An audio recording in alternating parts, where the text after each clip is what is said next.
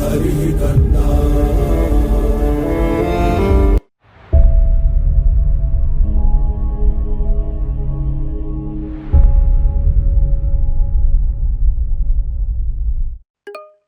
So from experiment, when you do an experiment, an outcome comes. When you do a single experiment, the outcome that comes is your simple event. So now when you have a multiple simple events, then what do you call it? Let's see. So a sample space, in probability theory, a sample space is the set of all possible outcomes of a probability experiment. A simple event is a member of the sample space, and every possible outcome in the sample space is a simple event. See, from probability experiment we have come to a simple event. Now a simple events all together is called as a sample space. Okay, so let's see the example.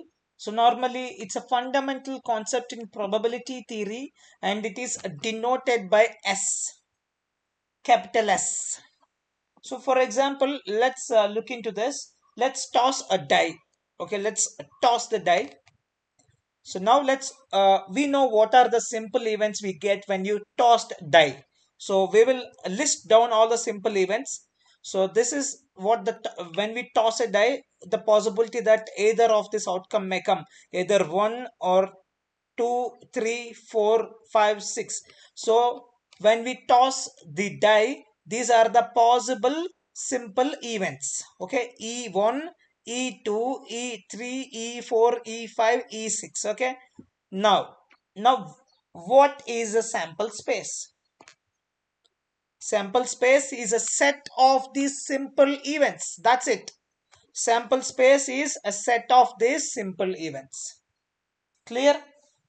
The sample space consists of 6 possible outcomes or simple events, 1, 2, 3, 4 and 5 and 6. Therefore the sample space for tossing the die once is capital E1, 1, 2, 3, 4, 5, 6, and we denote those with the simple events E1, E2, E3, E4, E5, E6. Clear? Similarly, if you take another example where tossing a fair coin, the sample space consists of 2 possible outcomes, heads and tails. Therefore, the sample space for this experiment is H, comma T.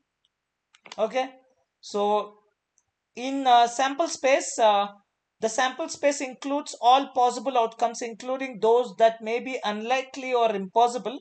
It's important to identify the sample space for a probability experiment because it forms the basis for calculating the probabilities. Very, very important. Very, very important.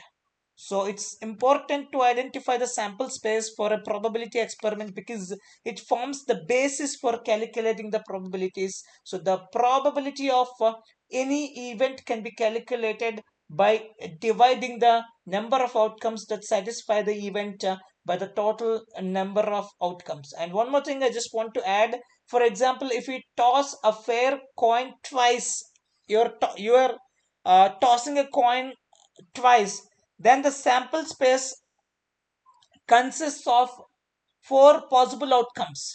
Okay, so then the concept will slightly vary. That we will see later. For now, we will only work on our all of experiments so far are tossing once, either tossing a coin once or rolling a dice once.